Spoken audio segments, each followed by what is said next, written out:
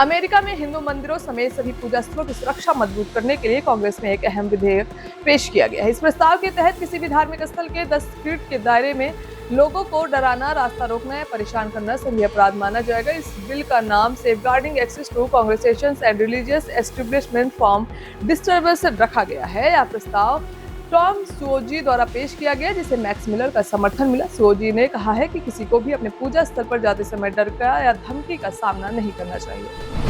America में एक TV show के दौरान कॉमेडियन जिमी किमेल द्वारा फर्स्ट लेडी मेलानिया ट्रंप पर की गई टिप्पणी ने बड़ा राजनीतिक विवाद खड़ा कर दिया। व्हाइट हाउस में आयोजित एक कार्यक्रम से जुड़ी घटना पर किमेल ने अपने शो में मेलानिया को लेकर मजाक किया था, जिसे ट्रंप परिवार ने बेहद आपत्तिजनक बनाया। किमेल ने अपने मोनोलॉग में मेलानिया ट्रंप पर टिप्पणी करते हुए कहा था कि गर्भवती विधवा जैसी दिखती हैं, जिसके बाद विवाद और तेज हो गया। इस बयान पर फर्स्ट लेडी मेलानिया ट्रंप ने कड़ी प्रतिक्रिया देते हुए जिमी किमेल को कायर बताया है। राष्ट्रपति ट्रंप ने भी इस मामले पर सख्त रुख अपनाते हुए कहा है कि डिज्नी और एबीसी को जिमी किमेल को तुरंत बर्खास्त कर देना चाहिए।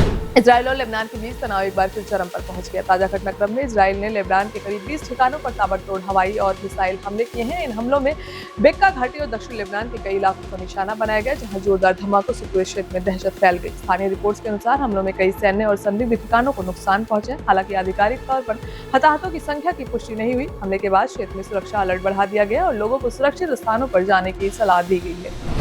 पश्चिम एशिया में बढ़ते तनाव के बीच ईरान ने एक नया कूटनीतिक प्रस्ताव देकर अमेरिका की चिंता बढ़ा दी। तेहरान ने संकेत दिया है कि अगर अमेरिका उस पर लगे सभी आर्थिक प्रतिबंध और नाकाबंदी पूरी तरह समाप्त करता है तो वह रणनीतिक रूप से अहम हॉर्मुज स्ट्रेट को अंतर्राष्ट्रीय व्यापार के लिए खोलने को तैयार है। इस कदम को क्षेत्रीय तनाव कम करने की दिशा में एक बड़ा राजनीतिक दांव माना जा रहा है। हालांकि इस प्रस्ताव के साथ ईरान ने कई शर्तें भी जोड़ दी है, जिससे मामला और जटिल हो गया है। ईरान का कहना है कि फिलहाल उसके परमाणु कार्यक्रम पर कोई चर्चा नहीं होगी और इस मुद्दे को स्थगित रखा जाए।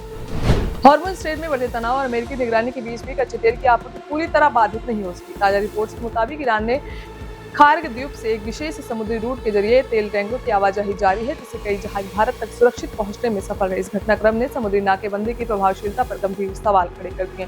सूत्रों के अनुसार अमेरिकी नौसेना ने ओमान की खाड़ी और हॉर्मुज स्ट्रेट में निगरानी बढ़ा दी थी, लेकिन इसके बावजूद दर्जनों टैंकर इस क्षेत्र को पार करने में कामयाब रहे। रिपोर्ट में दावा किया गया कि कुछ जहाज ईरानी जल सीमा से निकलकर सीधे पाकिस्तान के मकरान तट या चाबहार रूट के जरिए भारत के पश्चिमी तटों तक पहुंचे। संयुक्त राष्ट्र में सोमवार को ईरान और अमेरिका के बीच परमाणु कार्यक्रम और अप्रसार संधि को लेकर जोरदार टकराव देखने को मिला। बैठक के दौरान दोनों देशों के प्रतिनिधियों के बीच तीखी नोकझोंक हुई, जिसमें माहौल तनावपूर्ण हो गया। ईरान को एनपीटी समीक्षा सम्मेलन के उपाध्यक्ष के रूप में चुने जाने पर अमेरिका ने कड़ी आपत्ति जताई। अमेरिका हथियार नियंत्रण और अप्रसार ब्यूरो के सहायक सचिव क्रिस्टोफर या ने कहा कि ईरान ने अंतर्राष्ट्रीय प्रतिबद्धताओं का पालन नहीं किया और IAEA के साथ सहयोग में विफल रहा। उन्होंने इस नियुक्ति को अपमानजनक बताया। भारत के राष्ट्रीय सुरक्षा सलाहकार अजित डोभाल की हालिया संयुक्त अरब अमीरात यात्रा को लेकर पाकिस्तान में राजनीतिक बयानबाजी तेज हो गई है। पाकिस्तानी पक्ष की ओर से इस दौरे को बलूचिस्तान के साथ जोड़कर कथित तौर पर साजिश के आरोप लगाए गए, जिससे क्षेत्रीय राजनीति में नया विवाद खड़ा हो गया। पाकिस्तानी पत्रकार अफसार आलम ने दावा किया है कि डोभाल की अबू धाबी यात्रा का संबंध पाकिस्तान के बलूचिस्तान क्षेत्र और मध्यपूर्व में चल रही रणनीतिक गतिविधियों से हो सकता है।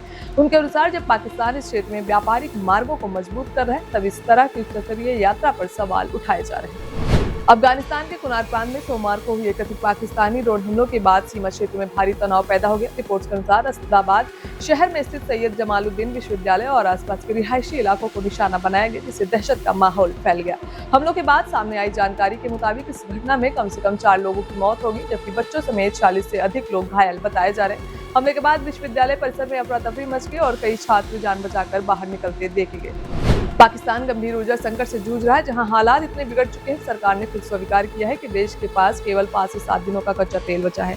इस खुलासे के बाद आर्थिक और प्रशासनिक स्तर पर हड़कंप मच गई, क्योंकि पेट्रोलियम आपूर्ति लगभग दबाव में आ चुकी है। ऊर्जा मंत्रालय के अनुसार पेट्रोल का भंडार लगभग खत्म होने की कगार पर है, जबकि डीजल और LPG का स्टॉक भी सीमित दिनों के लिए ही उपलब्ध है। इस स्थिति ने देश की ऊर्जा सुरक्षा को लेकर गंभीर सवाल खड़े कर दिए हैं। पाकिस्तान के खैबर पख्तूनख्वा प्रांत में आतंकी संगठन लश्कर तैयबा से जुड़े और मुंबई हमलों के मास्टरमाइंड हाफिज सईद के करीबी सहयोगी शेख यूसुफ अफरीदी की गोली मारकर हत्या कर दी गई। यह वारदात लांडीकोटल इलाके में हुई, जहां अज्ञात बंदूकधारियों ने अफरीदी पर अचानक अंधाधुंध फायरिंग कर दी और मौके से फरार हो गए। पुलिस के मुताबिक अफरीदी की मौके पर ही मौत हो गई, जिससे पूरे इलाके में दहशत और तनाव फैल गया। सूत्रों के अनुसार अफरीदी लश्कर तैयबा की क्षेत्रीय संरचना में एक अहम भूमिका निभाता था और खैबर पख्तूनख्वा में संगठन की भर्ती और नेटवर्किंग गतिविधियों से जुड़ा हुआ था।